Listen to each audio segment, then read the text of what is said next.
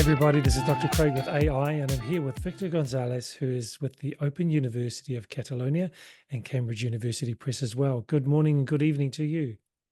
Hi, Craig. How are you? Thanks very much for doing this. I was really intrigued reading your article in Eduverse about AI and creativity in the language classroom.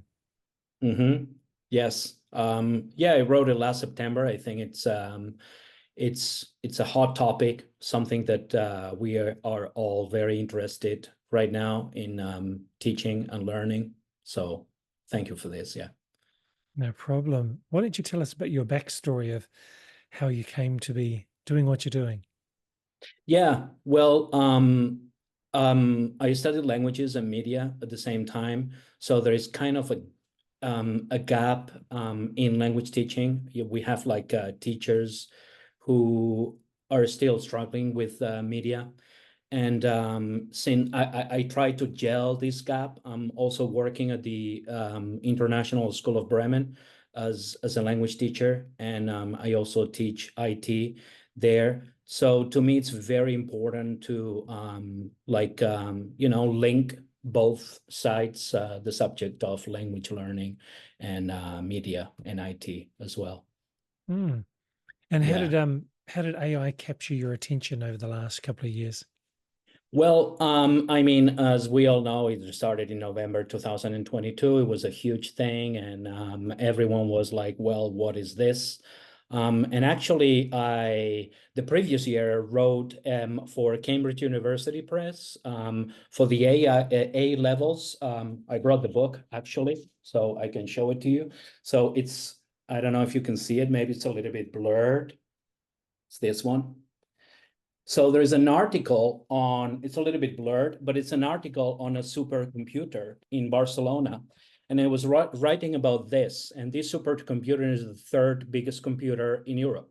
So it caught my attention when I was writing about the supercomputer because what they were, or they're still trying to do is to merge all the different languages in Spanish from the 21, 22 different countries and then try to get the whole language together so that we could see the patterns in between. But not only that, also the regional languages, Catalan, that is spoken in Spain, the Basque language, Galician, and it was like that interest that caught me to see what they were doing with this supercomputer at that time. And I was writing the text for for Cambridge.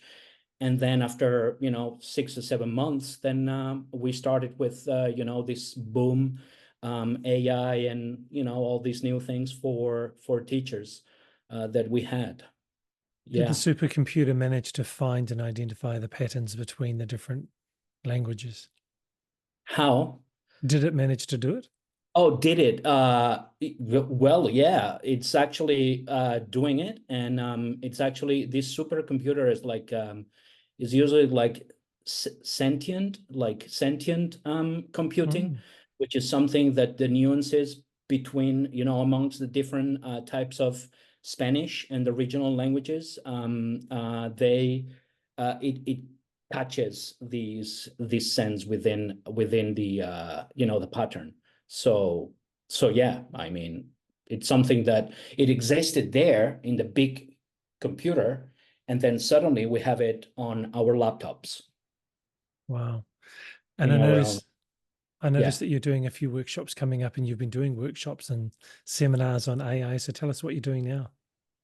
Yeah, well, I'm actually preparing a workshop. One workshop is going to be for primary teachers in Florida in September, and they are really interested in seeing how to also link and work with activities with language learning and AI.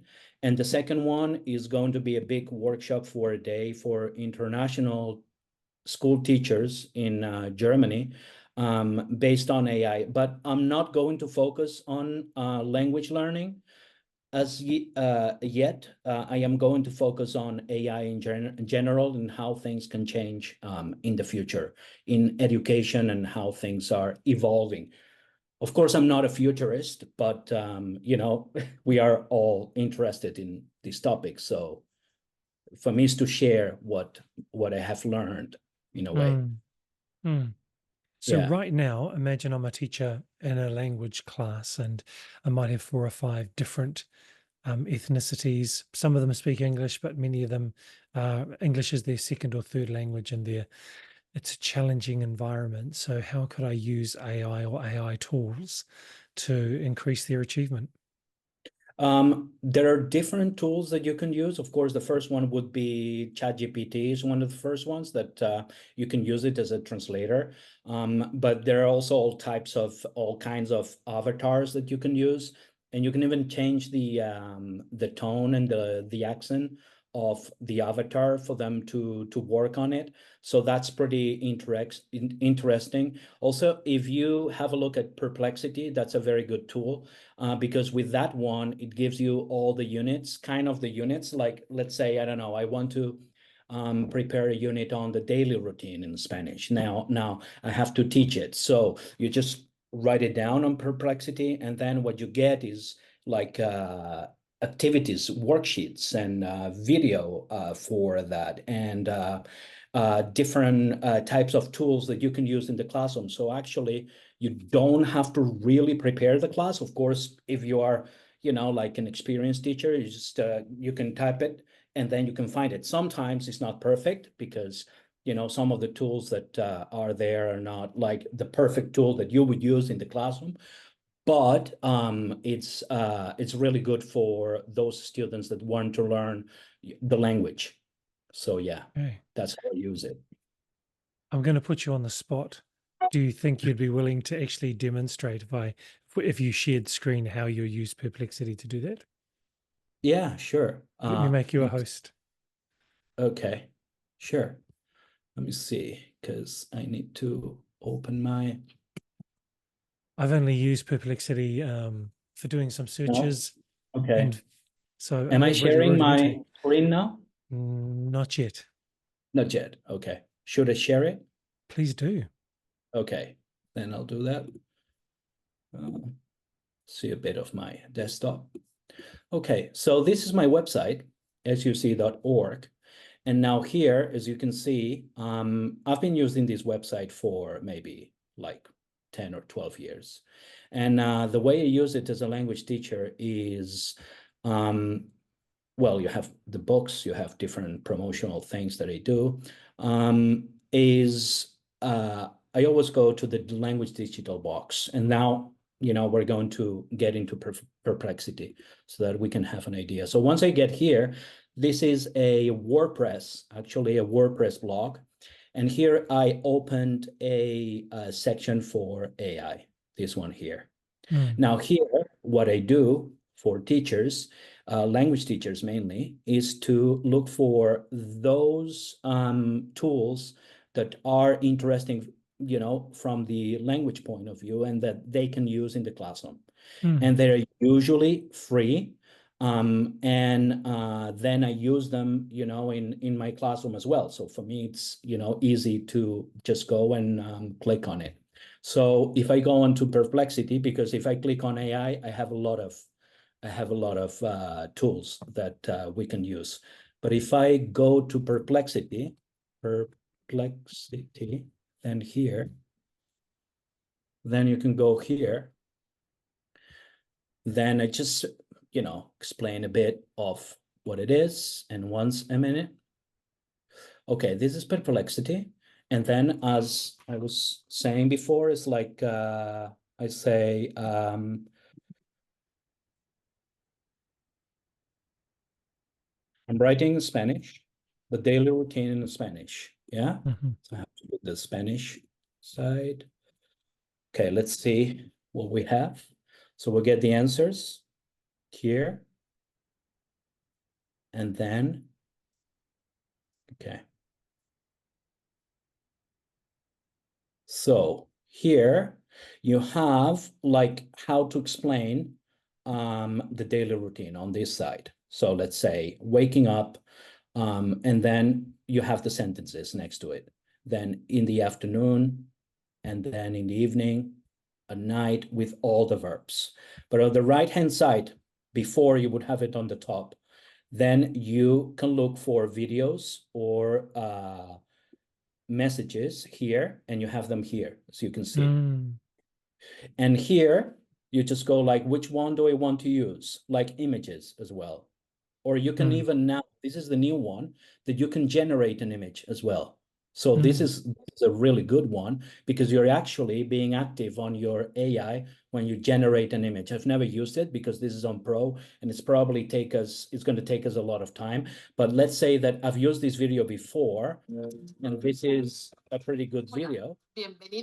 And then you have the whole video here to show the students. So you have then what you have is the lesson, okay? And you can do it for anything, like the weather, for example. And then, okay, here it says that it doesn't have any, information about this because I didn't prompt it well. But if you say explain an activity about, the weather in any language, it will give you the videos, it will give you the images here, and you will be able to generate the images as well on AI. That this is the new thing that has popped out. I didn't know about this one, which is pretty awesome. I found it now. Yeah. So, Victor, the Perplexity is a search engine, but it's pulling all the information together and summarizing it to give you a response, yes? Yeah. Are all the sources somewhere? Is there like a bibliography or reference list of where all of this came from? You mean the references? Yes. When it's referenced? Yes. Okay. So yes, here you will probably have to prompt a bibliography once you do this. So for example, if you say, this is the basic way of teaching the language. So if you have it in chunks, let's say I'm going to teach, I don't know, the daily routine, as I said before, the festivals in your country, I don't know, the holidays, right? Then once you get that, for example, explain in English the holidays. Now, what's going to happen here is that you don't really get the bibliography. I think you can always prompt it if you want to prompt it, but as a teacher, it's very effective because you can show it to your students, as you can see. And here, as we said, we can look for the images on the right-hand side. And of course, here, you can always prompt the bibliography if you want afterwards. Okay. And that's the free version of Perplexity? Yeah, this is the free version because there is a pro version here on the left. Yeah. And it actually gives you a lot of ways of teaching, in your classroom. But that doesn't mean that everything is, perfect. I think that some of the videos, are not, the right ones for your classroom, let's say, right? Yeah, good. I haven't used Perplexity like this. So what I have done is I've uploaded a PDF with some achievement data, and I've asked it to identify some trends by looking at the data and reading it, and it did a good job of providing a summary. And then I also asked it to give suggestions of how to support the students who had lower achievement, and it came up with a list of suggestions. And that was really good. I was quite surprised, but I've only used it a small number of times. Yeah, that's Really good. great. Is there any Yeah. other tool that you would suggest is really good for the language classroom? I have a few here that, let me see. If you go to the language digital box, just to remind, this is my website, huc.org. And when you go to my website, you go to language digital box. And once you get here, by the way, here you have other links. I'm going to go back to your question, but you have other links like apps, activities, generators. If you want to create comics and films, you can always use it. My workshops, because what I used to do is I used to teach teachers how to use all this. And then November and 22 than AI. So that's the one that have been building up in the past year. So you have a few ones here, like to create videos, camcorder. I haven't used them all. I'm building it up. So camcorder AI for editing. You can edit videos very fast in your classroom. As you can see, create for viral shorts. These websites are usually websites whereby you have a freebie. That's why I'm using it, so that teachers can really get them for free. Or you can create stunning visuals for your brand C-Lab. And if you want to work with audio and video transcription, let's say for language learning, and you want to transcribe, you can always use this one as well. And you have another one here, CapCut, and Neuro Mermaid AI, which is research and visualize new ideas using generative AI. Voice AI, you can convert text to speech online for free with our AI voice generator. So you can create natural AI voices in different languages as well. And actually, now that I'm thinking about this, when we went through the pandemic, of course, we had to teach online. And at that time, we didn't really have the concept of AI. But AI has been around for a while. So what I used to do was I used to create these videos in my classroom, and I used to create videos in Spanish, and that was created with AI. So if you go to this link to Mondo Films, I would use these videos, and that was created with programs that were only like $30, $35. And then you could change the language. You could use Spanish to teach the concepts, and you could use, I don't know, you could also add the text if you wanted to. So let's say, like, for example, this one about Mondo Hotel. I created this one, and it was very easy to create for language learning. And then I'm not sure whether you can hear it. Yes. Probably not. Yeah, you can. Okay, Yes. so you can watch it if you want. Didn't know that you could hear it. So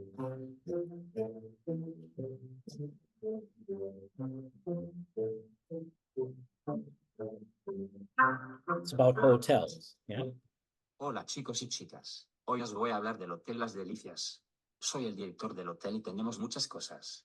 En nuestro hotel hay una sauna. Was this una video piscina. originally in English on YouTube? No. So you This video was actually you had a set of objects that you would drag and drop, and then the video was you could type the text in Spanish, or I could even talk. Sometimes I did that. I could even talk, and then that is actually AI generated. And then while he is talking, I'm putting at the same time the language next to it. So he's actually selling the hotel, and next to it, I am putting the words, right? So everything is in Spanish. And then what I told the kids is like, okay, you're going to watch the video, and then you're going to write down all the words that this person is uttering, and then you have to explain me in your own words what you have heard, and listening comprehension, and all that. And this is very easy to do, very, very easy, and it's already AI, and it was made during the pandemic. Wow, it's quite some time ago. Yeah, but you have those programs online. I can't remember the name of this program right now, but you have these programs. They are I don't know, like animation programs or something that you can use. And it was, as I said, $35, $40 for that. Brilliant. Yeah. Awesome. Well, Victor, what is the best way, just to wrap up, what is the best way for someone to get hold of you? Is it through your website? Well, once you get into my website, you can drop me a line. I think there is a contact area underneath here, somewhere here. Yeah. Right. So you have my email here, and you can write me an email, and then I can share my ideas. It's not only about AI. I also teach languages through making films or making posters online or making comics and all these things. Yeah. Very good. Well, thank you, Victor. It's great that you are a real teacher who really understands engaging with students and using AI tools to do that as well. So thank you very much for the work you're doing, and thanks for sharing with us today. Okay, thank you very much. Great.